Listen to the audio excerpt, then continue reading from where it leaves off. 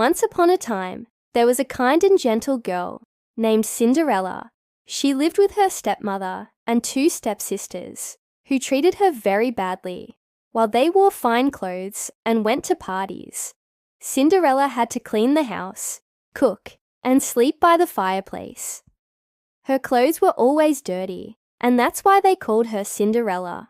One day, an invitation arrived from the royal palace. The king was having a grand ball, and every young woman in the kingdom was invited. The prince was looking for a bride. Cinderella was so excited. "Maybe I can go too," she said, but her stepsisters just laughed at her. "You? Go to the ball? In that dress?" they sneered. Her stepmother gave her more chores and didn't let her go. After they left for the ball, Cinderella sat alone and began to cry. "Oh, how I wish I could go," she sighed. Suddenly, a kind old woman appeared, her fairy godmother. "Don't cry, my dear," she said. "You shall go to the ball."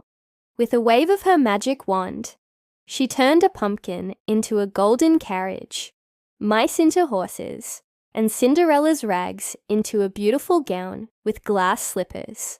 "But remember," said the fairy godmother, "you must return before midnight. When the clock strikes 12, the magic will end." Cinderella thanked her fairy godmother and hurried to the ball. When she arrived, everyone gasped in amazement. Cinderella looked like a princess. The prince was immediately smitten with her. He took her hand and said, "You are the most beautiful girl I have ever seen." They danced and talked for hours. The prince had never felt this way about anyone. He knew that he wanted to marry Cinderella, but then suddenly, Cinderella remembered the warning. "I must leave," she said. She thanked the prince for the wonderful night and ran away. She was so happy, but also a little scared. The prince watched her go, completely mesmerized. Just as she reached the carriage, which had been magically transformed back into a pumpkin, she lost one of her glass slippers on the palace steps. The next day, the prince searched the whole kingdom, looking for the girl whose foot would fit the slipper. Many tried, but it was too small for them. At last, he came to Cinderella's house. The stepsisters tried to squeeze their feet in, but it was no use. Then Cinderella asked, "May I try?" They laughed, but the slipper fit her perfectly.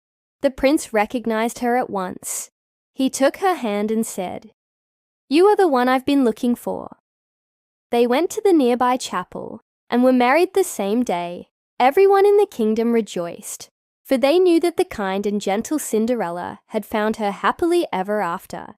As for her stepsisters, they learnt their lesson and became kinder to Cinderella. They all lived happily ever after, and that's the story of Cinderella. Do you like this story? Let me know in the comments below. Also, don't forget to subscribe so that you don't miss out on any of our amazing stories. See you next time.